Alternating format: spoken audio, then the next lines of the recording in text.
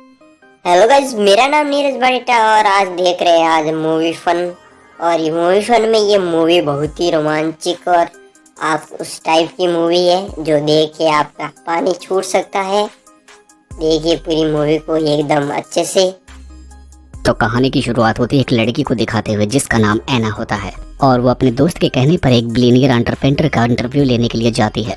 दरअसल यहाँ पर हम जान पाते हैं कि पहले तो इंटरव्यू ऐना की फ्रेंड लेने वाली थी, लेकिन उसकी तबीयत खराब हो जाने की वजह से ऐना को ही जाना पड़ता है। लेकिन अब हम देखते हैं कि ऐना जब क्रिस्टियन के पास उसका इंटरव्यू लेने के लिए जाती है तो वैसे ही वो उसे देखकर नर्वस हो जाती है, जिसकी वजह से वो ठीक से उसका इंटरव्यू नहीं ले पाती है क्योंकि क्रिस्टियन काफी ज्यादा स्मार्ट दिख रहा था। लेकिन ऐना के काफी नर्वस होने के बाद भी क्रिस्टियन उससे काफी इम्प्रेस हो जाता है और ऐना के बिना पूछे उसके इंटरव्यू के सारे क्वेश्चंस के आंसर को वो उसकी फ्रेंड के पास मेल कर देता है और उसके अगले ही दिन ऐना की मुलाकात दोबारा से क्रिस्टियन से हो जाती है। अब हम देखते हैं कि ऐना जिस शॉप पर काम करती है वहीं पर क्रिस्टियन भी आया होता है। अब यहाँ पर वो ऐना को ऑफर देता है कि वो उसकी फ्रेंड के न्यूज आर्टिकल्स के लिए फोटोशूट भी करवा सकता है अगर वो उसके साथ कॉफी पीने के लिए रेडी हो तो। अब क्रिस्टियन की बात सुनने के बाद ऐना उसके ऑफर को एक्सेप्ट कर लेती है, जिसके बाद अब क्रिस्टियन फोटोशूट कंप्लीट करने के बाद ऐना को अपने साथ कॉफी पीने के लिए लेकर जाता है। और यहाँ पर ऐना से बात करते हुए क्रिस्टियन को पता चलता है कि ऐना बिल्कुल उसके नेचर के अपोजिट है। एक तरफ जहाँ पर क्रिस्टियन प्यार और मोहब्बत पर बिल्कुल यकीन नहीं करता, वहीं दूसरी तरफ ऐना को प्यार मोहब्बत बहुत ही पसंद था। अब ऐना की पसंद जानने के बाद क्रिस्टियन अचानक से उसके पास से उठकर वहाँ से जाने लगता है और जाने से पहले वो ऐना से कहता है कि वो ऐना के लायक नहीं है। अब क्रिस्टियन की बात सुनने के बाद ऐना को भी काफी बुरा लगता है और वो वहाँ से जाने लगती है। लेकिन अब कुछ टाइम बाद ही ऐना को एक पार्सल मिलता है जिसके अंदर ऐना की एक फेवरेट बुक होती है और उसी में एक क्रिस्टियन की तरफ से सॉरी कार्ड भी होता है जो कि उसने उसके साथ बुरा बर्ताव किया था।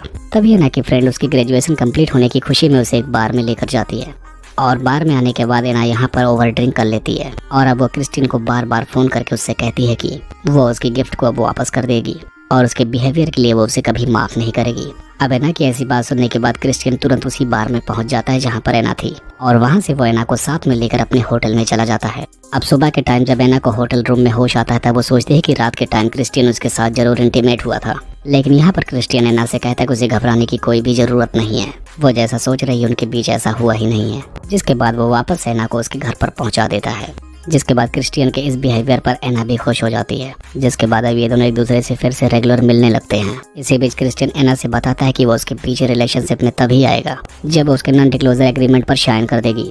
अब क्रिस्टियन की बात सुनने के बाद ऐना उससे उसके एग्रीमेंट के बारे में डिटेल में पूछने लगती है। तब यहाँ पर क्रिस्टियन उसे बताता है कि एग्रीमेंट में यही लिखा हुआ है, तुम्हारे रिलेशनशिप में आने के बाद मेरा तुम पर पूरा तरीके से कंट्रोल रहेगा।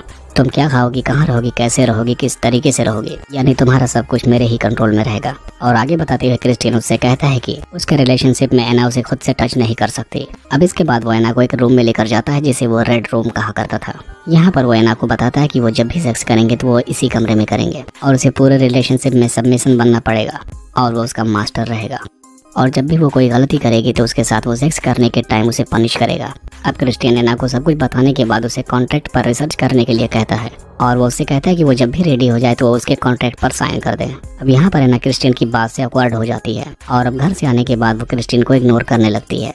अब क्रिस्टियन भी खुद को इग्नोर होता हुआ देखकर ऐना को कन्विंस करने की बहुत सारी कोशिश करता है, जिसकी वजह से वो उसे बहुत सारे गिफ्ट भी भेजता है और उसको चलने के लिए एक लग्जरियस कार भी देता है। अब क्रिस्टियन के काफी रिक्वेस्ट करने के बाद ऐना भी सबमिशन पर रिसर्च करने के लिए रेडी हो जाती है। लेकिन इंटरनेट पर वो जैसे ही सबमिशन लिखती है वैसे ही उसके सामने इंटरनेट की बहुत सारी तस्वीरें आ जाती हैं और उन तस्वीरों को देखकर ऐना डर जाती है, जिसके बाद वो तुरंत ही लैपटॉप को बंद कर देती है और अब उसे लगता है कि क्रिस्टियन भी उसके साथ ऐसा ही करना चाहता है और यही सोचकर वो डरने लगती है। दूसरी तरफ क्रिस्टियन को भी लगने लगता है कि ऐना शायद सबमिशन वाली बात से डर रही है। जिसके बाद अब क्रिस्टियन ऐना को कन्विंस करता है उसके पास आने के लिए, जिसके बाद वो ऐना के साथ एक सबमिशन पोजीशन परफॉर्म करता है, जिसके बाद से अब ऐना का डर खत्म हो जाता है। जिसके बाद अब वो क्रिस्टियन के साथ थोड़ा बहुत कोऑपरेट करने लगती है, लेकिन अब वो क्रिस्टियन के बार बार कहने के बावजूद उसके कॉन्ट्रैक्ट पर साइन नहीं करती। और अब एक दिन जब क्रिस्टियन अपनी फैमिली से ऐना को मिलवाता है तब वहाँ पर ऐना बताती है कि वो कुछ दिनों के लिए जॉर्जिया जा रही है जहाँ पर उसकी मॉम रहती है और उनसे मिलकर वापस आएगी। तब ऐना की इस बात से क्रिस्टियन फ्रस्ट्रेट हो जाता है। तब ऐना उसे समझाती है कि वो उसके साथ ऐसा रिलेशन नहीं चाहती जिसमें उसका खुद पर कोई भी कंट्रोल ना हो और ना ही वो अपनी मर्जी से किसी को टच कर सके, बल्कि वो सभी कपल्स की तरह एक नॉर्मल लाइफ जीना चाहती है। अब क्रिस्टियन से अपने दिल की बात कहने के बाद ऐना अपने मॉम के पास निकल जाती है। अब वहाँ पहुँचने के बाद जब ऐना क्रिस्टियन से फोन पर बात करती है तब वो उससे कहती है कि उसे उसकी बहुत याद आ रही है और वो विश कर रही होती है कि काश वो उसके पास होता। अब ऐना की बात सुनने के बाद क्रिस्टियन अचानक से जॉर्जिया पहुंच जाता है और वहाँ पहुंचकर एना को सरप्राइज करता है। अब यहाँ पर क्रिस्टियन और एना दोनों मिले ही होते हैं, तभी क्रिस्टियन को एक फ़ोन आता है और वह कॉल उठाने के बाद क्रिस्टियन बिल्कुल परेशान हो जाता है, जिसकी वजह से उसे अपने बिजनेस के सिलसिले में वापस आना पड़ता है। और एना भी अपनी मॉम से मिलकर कुछ दिनों बाद वापस क्रिस्टियन के पास आ जाती है।